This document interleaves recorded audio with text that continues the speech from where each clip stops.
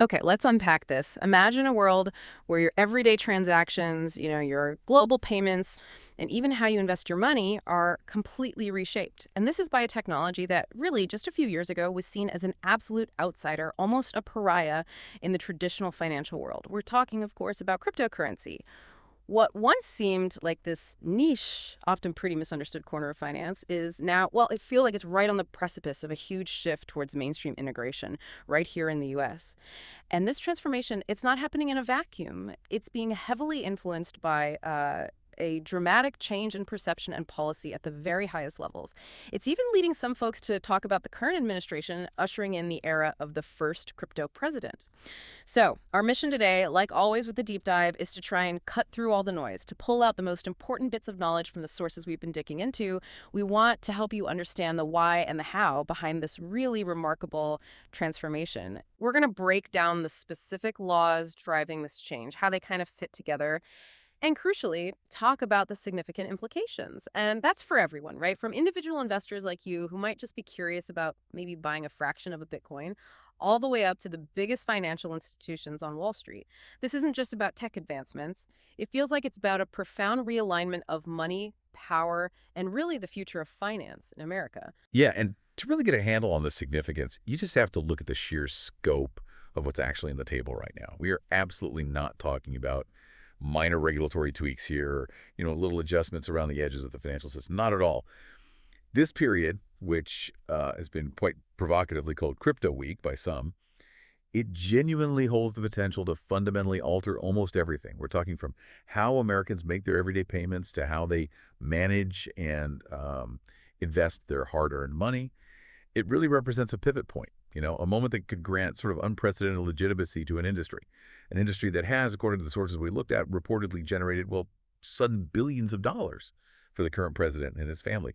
And that fact, well, it undoubtedly raises questions immediately for a lot of observers. It adds multiple complex layers to what's already a deeply intricate discussion, sitting right at the intersection of finance, tech, and political influence. Right, and here's where it gets really interesting, and things seem to be moving incredibly fast. The political landscape is shifting like lightning speed on this. House Republicans, with very clear intent, have actually declared the next 5 days Crypto Week. Now, that isn't just some catchy phrase or an informal name. It's a very clear, very deliberate signal about their legislative priorities. It's a strategic decision to push forward with a specific agenda, and it comes right after their success in passing President Trump's big, beautiful bill, as they called it. So that indicates the sustained legislative momentum, right? A focused effort to push through pretty significant changes and quickly. During this intensive crypto week, there are 3 key bills on the agenda. Each one seems meticulously designed to push cryptocurrency further into the mainstream financial system. We're going to delve into each one in a lot of detail, explore not just what they propose individually, but also how they collectively aim to weave crypto into the very fabric of American finance. And that could potentially transform the landscape as we know it. Yeah, and if we connect this to the sort of bigger strategic picture, these three bills, they aren't just a random collection of legislative ideas. They really represent a comprehensive kind of multi-pronged effort. The goal is to bring this relatively new, often largely unregulated industry under a much clearer, more structured legal framework. And this initiative, it's about way more than just adopting new tech for technology's sake. At its heart, it's about establishing, well, a degree of control, certainly, but also fostering innovation. And perhaps most crucially, positioning the United States for economic leadership and, frankly, power in what's a rapidly evolving global financial landscape. For an industry that has for years mostly operated in this kind of regulatory gray area, this concerted legislative push is a powerful attempt. It's trying to definitively define its boundaries, clarify how it should operate, and sort of unleash its perceived potential within a newly regulated environment. It's definitely a strategic maneuver, and it carries the promise of profound, far-reaching economic implications. It could potentially reshape global financial flows and even investment patterns. Okay, so let's start our first deep dive. This takes us into the world of stablecoins and this groundbreaking bill called the Genius Act. Now, if you're listening, you might be thinking, what exactly are stablecoins? And why on earth do they need their own federal legislation? Well, in the simplest terms, stablecoins are basically how dollars get onto blockchains. You can imagine them as digital tokens that are pegged or designed to hold a stable value against a specific asset, usually the US dollar. And this pegging mechanism, that's precisely what gives them their stable name, right? Wow. It lets them mostly avoid the wild price swings we often see with other cryptos like Bitcoin or Ethereum. Their core utility is actually really compelling. They enable super fast, super cheap global payments. They run on a digital ledger that can settle transactions in like seconds, no matter where you are in the world. And the evolution of these stablecoins, it's been quite something to watch. They originally started mostly as a tool for crypto traders, right? To provide liquidity, letting them quickly move between different digital assets without the hassle of converting back to traditional money, which could be slow and expensive. But their practical uses have just rapidly expanded way beyond trading. We're now seeing companies increasingly using stablecoins for really practical stuff like handling global payroll for teams spread all over the world. I mean, think about it. Sending money across borders almost instantly and for just a tiny fraction of the cost of traditional wire transfers. Those can often take days and rack up significant fees. So, this profound shift from being just a niche trading tool to a versatile real world payment solution, that's a big reason why regulators, lawmakers, and even the big traditional finance firms are now paying such close, serious attention. Which naturally leads to the question, what exactly would this bill, the Genius Act, actually do in practice? Well, at its core, the Genius Act would lay down clear, much needed, and pretty comprehensive rules. Rules for who exactly could issue stablecoins, and, maybe even more importantly, how those issuers would be strictly required to manage the underlying reserves that back those stablecoins. This is fundamentally about building and maintaining trust, and stability within the whole stablecoin ecosystem. Right now, we operate under this kind of patchwork of regulations, state by state, sometimes federal guidance, but it's not uniform. And some issuers in the past have faced, well, considerable scrutiny, even controversy, over how transparent and liquid their reserves really were. So this proposed bill, it aims to standardize those requirements. It would mandate that stablecoins be backed one-to-one by highly liquid, high-quality assets, and importantly, that these reserves are regularly audited and the results publicly disclosed. This provides a much clearer, more robust, and transparent framework. It's designed to protect consumers and, crucially, instill confidence. The anticipation, certainly among industry experts, is that this bill, assuming it passes, would likely trigger a veritable surge. A surge of new products hitting the market and significantly more participation from traditional finance firms, the big banks, asset managers, you name it. Because when you provide this level of regulatory clarity and certainty, you inherently de-risk the environment for these larger, more conservative institutions. They're typically very risk-averse, right? Tony Tooths, he's a tax principal at KPMG focused on alternative investments. He offers some pretty compelling insights into the real-world changes this could bring. He notes that it would spur more comfort among retailers and others to begin accepting stablecoins as payment. That's interesting. So, like, your local coffee shop or online store might start taking stablecoins. Exactly. Imagine the potential there. A small business owner currently paying, say, 3% or more per credit card transaction could, with stablecoins, process those payments for maybe pennies or even less. And they'd receive the funds almost instantly, not days later. This kind of widespread adoption by retailers, that would be a game changer. Not just for consumers enjoying easier payments, but for the entire supply chain. It reduces friction, unlocks efficiencies that just aren't possible with today's older systems. And furthermore, Tooths also points out how this legislation could dramatically impact financial markets themselves. He suggests that financial markets could start to move funds in stablecoins as opposed to cash for faster settlements with less cost. Wow. Okay. So instead of waiting days for, say, a stock trade to settle, it could happen almost instantly using stablecoins. Precisely. Think about the enormous amount of time and capital that's currently tied up in traditional settlement processes. Even today, they can still take days, T+2, T+1, to fully clear. If major financial institutions and large corporations can settle huge transactions instantly and more cheaply using stablecoins, it would fundamentally streamline all their back-end operations. It would significantly reduce systemic risk, the risk of something going wrong during that settlement lag, and it would free up capital that's currently just trapped in the pipeline. This efficiency gain is incredibly attractive to the big financial players. It could unlock immense value right across the financial ecosystem. And this potential shift, it carries really profound implications. It creates immense competitive pressure on the established payment networks that have dominated the market for decades. The source we looked at specifically highlights that this could profoundly change how payments are made and processed in the U.S., putting pressure on traditional payment networks like Visa and MasterCard. Yeah, you can see how that would happen. They've built these huge empires on transaction fees and their existing networks. Exactly. Multi-trillion-dollar empires built on those fees and the speed and security of their existing centralized networks. So stablecoins genuinely offer superior speed, near-instant settlement, and dramatically lower costs both for retail payments and for those big interbank settlements. It forces these traditional players into a really critical spot. They'd basically be compelled to either rapidly innovate their own tech to match these capabilities, which is hard and expensive, or drastically lower their fees, cutting into their profits, or potentially even partner more deeply with crypto firms, which also has its own challenges and risks.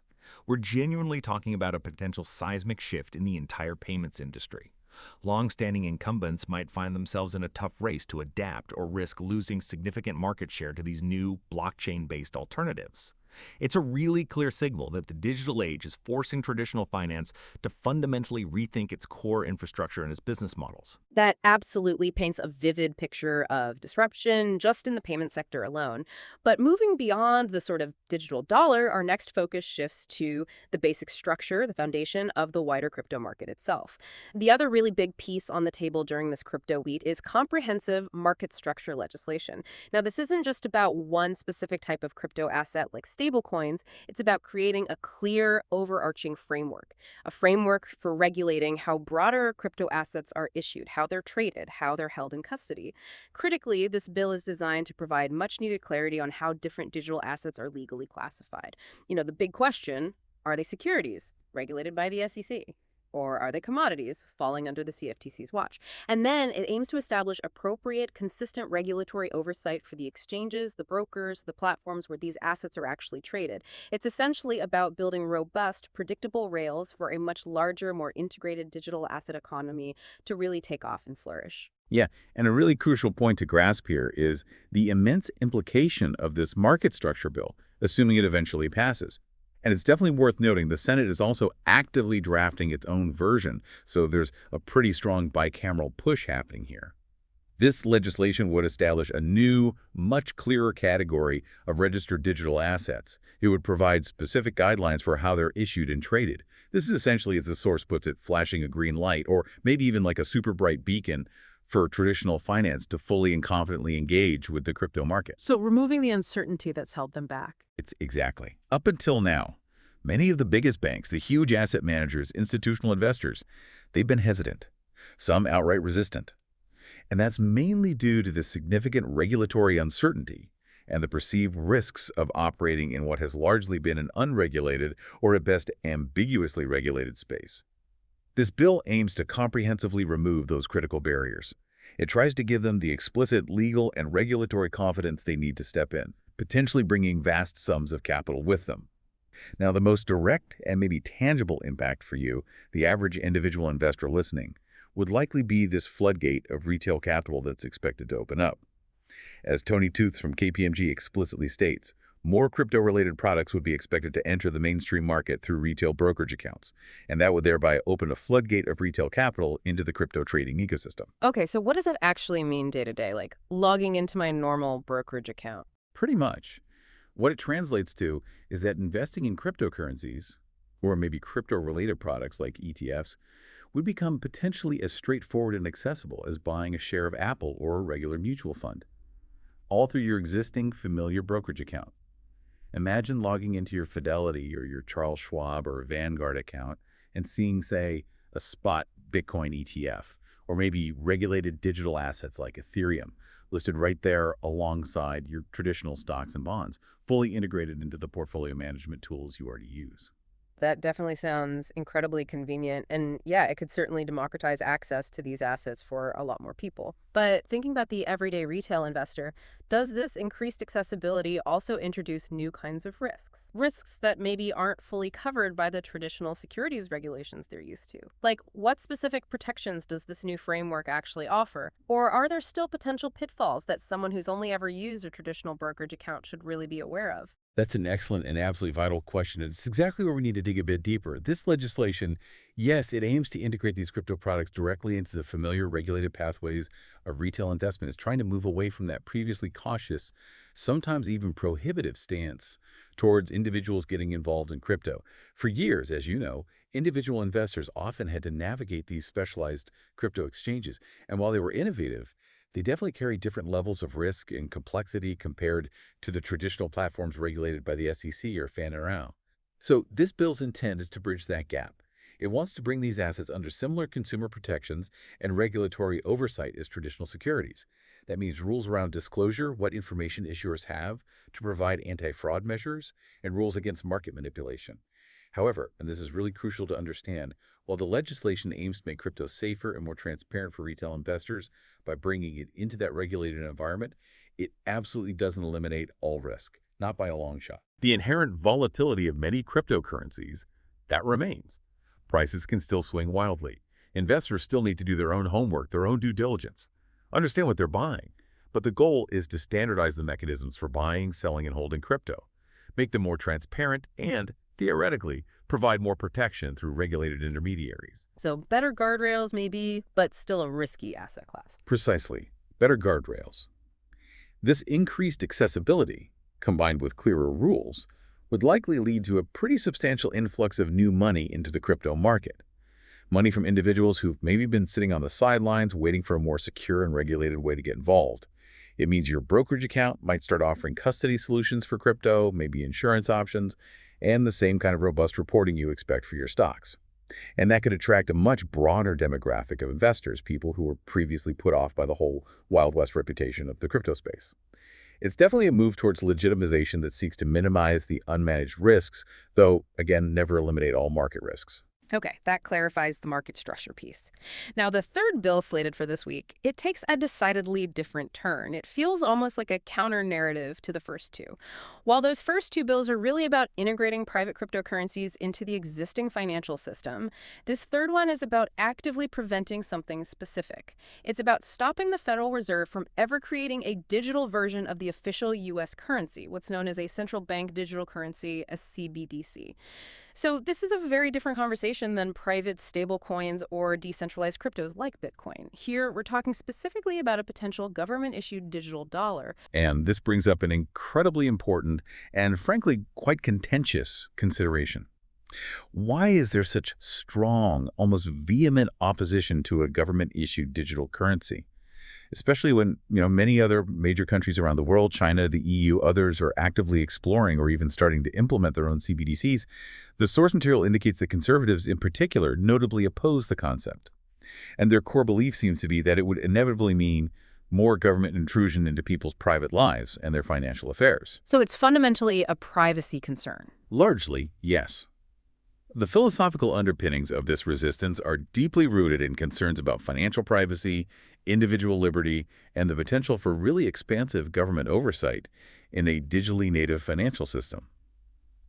You see, a CBDC, depending entirely on how it's designed, could theoretically allow the government to track every single transaction made by its citizens. Imagine a scenario where every coffee you buy, every online subscription, every single financial exchange is recorded on a central ledger that's accessible at some level by the state. Critics also raise the specter of something called programmable money. Programmable money, what does that mean? Well, it means a CBDC could potentially be engineered with built-in features like, say, expiration dates on funds to force spending, or even restrictions on what goods and services that money could be spent on, maybe blocking certain types of purchases. This level of potential control and surveillance, that's really at the forefront for those who prioritize financial privacy and individual autonomy. They worry that a CBDC could become a tool for incredibly granular economic control and a massive, unprecedented expansion of governmental power, far beyond what's currently possible with physical cash or even the existing digital payment systems run by private companies like PayPal or Venmo. So this perspective contrasts really sharply with the desire we saw earlier for regulated private crypto. Private crypto, while certainly subject to some oversight under these new bills, is still generally seen by proponents as offering a greater degree of financial autonomy and decentralized control compared to a state-controlled digital currency. It boils down to a fundamental debate about the appropriate role and scope of government in your financial life, with the proponents of this third bill arguing very strongly for a clear separation between state power and personal economic activity. Wow, that really clarifies that stark philosophical divide. It's not just about tech, it's about fundamental views on government and privacy. So, stepping back a bit, what does this all mean for the timing? Why is all this happening right now? With such an intense legislative push, a whole crypto week dedicated to it, why not more gradually over time like we often see with major financial reforms? It feels very accelerated. Yeah, that's a great question, and it seems like it's a multifaceted answer. It definitely extends far beyond just the technical merits or the perceived benefits of the bills themselves. There are clearly powerful political and financial pressures converging right now to create this specific moment. Okay, like what are the key drivers? Well, firstly, our sources point directly to presidential promises. There seems to be a clear impetus, almost a direct mandate coming from the very top. The president has reportedly promised to deliver wins for the industry. So this isn't just about abstract policy. It sounds like it's about fulfilling campaign promises, maybe solidifying support from a significant and increasingly wealthy industry, and perhaps even leveraging its newfound political clout. This kind of top-down directive, it creates a powerful sort of gravitational pull for legislative action, doesn't it? And then beyond the president's direct influence, there's this really significant financial force at work that the sources highlight. The existence of a trio of linked PACs with more than $100 million on hand keeping tabs on how lawmakers vote. $100 million. Yeah. That's a staggering amount of money in politics. It really is. To put that into perspective, that's a massive war chest. These political action committees, Parkais, they're specifically set up to raise and spend money to influence elections, either by backing candidates who support their agenda or opposing those who don't. A fund of this size, it just highlights the growing, frankly immense power of lobbying when it comes to crypto legislation. And they're not just passive observers. The source says they are actively keeping tabs. That means meticulously monitoring votes, public statements, lawmaker actions, and they're ready to deploy those vast resources to reward allies or challenge opponents in their next election cycle. So, real consequences for lawmakers who don't vote the right way. Exactly. This level of financial influence can exert immense, almost irresistible pressure on individual members of Congress. It makes it incredibly difficult for them to vote against the industry's preferred legislation without facing potentially significant political and financial blowback. It's a pretty clear, undeniable demonstration of how financial muscle can directly translate into accelerated legislative momentum. It almost forces the issue onto the congressional agenda. Yeah, and something I find particularly striking here is how these external pressures, the presidential promises, these massive lobbying efforts, how they align almost perfectly, maybe symbiotically, with the crypto industry's own long-sought desire for legitimacy. For many years, this industry has largely operated in, let's call it a legal and regulatory twilight zone in many parts of the world, including, critically, right here in the U.S. As Dante Disparte, who heads up global policy for the stablecoin issuer circle, told Axios, it's an industry that has, for a very, very, very long time, has sought legitimization, either through getting these activities regulated at higher levels around the world or through, of course, proving their real-world use cases. With this current highly coordinated legislative push, fueled by those explicit political promises and that significant, well-resourced lobbying machine, it represents a critical, maybe even existential moment in that long quest for mainstream acceptance and legal clarity. And this current moment, it really stands in stark historical contrast to the very recent past. It just underscores how dramatically the political climate for crypto has shifted. Our sources specifically highlight that it's a whole different world from when the nation's leading crypto company, Coinbase, requested rulemaking and got sued by the Biden administration instead. Right, I remember that. That wasn't that long ago. It felt very adversarial. Exactly. That specific incident really symbolized a period of intense regulatory hostility and profound uncertainty. Major crypto companies often found themselves tangled up in contentious legal fights rather than having productive legislative conversations. So the transition from that kind of adversarial stance where a major player like Coinbase gets sued for just asking for clearer rules to this proactive legislative push, explicitly backed by the president and fortified by huge pay funding, well, it illustrates nothing short of a dramatic and really rapid transformation. It signifies a profound move away from reactive enforcement actions towards a deliberate, albeit clearly still contested, strategy of proactive regulation and trying to integrate the system. It's fundamentally reshaping the industry's relationship with Washington, D.C. Of course, as with any major legislative push like this, not everyone is jumping on board with this rapid embrace of crypto laws, especially during what the House Republicans are branding as Crypto Week. There are Definitely significant friction points, and indeed substantial pushback, particularly coming from the Democratic side of the aisle. Our sources specifically point to Congresswoman Maxine Waters. She's a very seasoned Democrat from California, the ranking member, the top Democrat on the really influential House Financial Services Committee. And she is emphatically and quite pointedly calling this coming week Anti-Crypto Corruption Week. Wow, anti-crypto corruption week. That's strong language. It really is. That renaming alone signals a fierce ideological and ethical opposition. And she's not mincing words at all. She's publicly labeled all three of these bills as dangerous pieces of crypto legislation. So this isn't just minor disagreement or polite political sparring. It feels like a direct frontal ideological and ethical challenge to the entire legislative agenda. It raises fundamental questions about the true motivations behind it. Which leads us to an incredibly important and admittedly complex consideration. What precisely is at the heart of this resistance, particularly from key Democratic figures like Maxine Waters? Well, at the center of many Democrats' expressed concerns appears to be President Trump himself. Specifically, and this is crucial according to the source, due to his family's considerable personal investments in cryptocurrency. And this situation, as articulated by the source, is what puts the specter of corruption risks over the process. So the concern isn't necessarily about crypto itself, but about the process and potential conflicts of interest. That seems to be the core argument being presented, yes. It's important to clarify that the concern being voiced isn't necessarily about the technology of crypto itself, or even its potential benefits or drawbacks in the abstract. Rather, it's focused squarely on the integrity and the perceived fairness of the legislative process itself. The argument goes, when a president, and by direct extension his family, stands to potentially gain significant financial benefits from policies being actively pushed under his administration, it inevitably raises critical questions. Questions about whether those policies are truly being crafted and advanced for the broad public good, or if they might be, even in part, motivated by personal financial enrichment. And the implications of these perceived conflicts of interest in policymaking, they're profound. They extend far beyond just the immediate legislative outcome. They can deeply impact public trust and, critically, the perceived integrity of the legislative process. If the public starts to believe that laws are being shaped or rushed through, primarily to benefit the private financial interests of elected officials and their families, it inevitably erodes confidence in democratic institutions and the fundamental fairness of the whole system.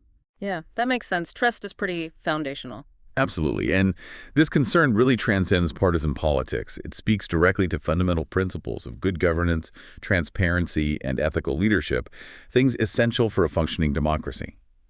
So the resistance from these Democrats viewed in this context seems less about opposing crypto as a technology per se, and more about rigorously scrutinizing the underlying motivations and the potential beneficiaries of this rapid legislative push. It's about trying to ensure that the process remains transparent, equitable, and, in their view, untainted by personal financial gain. It's definitely a critical lens through which to view these unfolding developments and their potential broader societal impact. That makes the political stakes incredibly clear. It's not just policy. It's about trust and process, too. So, knowing all this, the legislative agenda itself, the industry's determined push, and this robust democratic resistance, how do the political parties actually seem to be lining up on these votes? What can we realistically anticipate in terms of how lawmakers will actually cast their ballots on these foundational crypto bills that, as we've discussed, could really reshape American finance? Well, to connect this to the broader picture of how Congress works, the anticipated voting patterns are quite telling, and they really reflect distinct party strategies and pressures. Republican leadership is, according to the source, likely to relish these votes. Why? Primarily because they're quite confident that 90% of their members will fall in line. 90%. That's very high cohesion. Extremely high. It signals a strong, almost unified party line push. For House Republicans, these bills seem to represent not just significant policy wins in this emerging and influential sector, but also a powerful demonstration of party unity and their commitment to an industry they increasingly frame as vital for technological innovation and future economic growth. This near unanimity within the Republican caucus provides a really solid and reliable base of support for the legislation.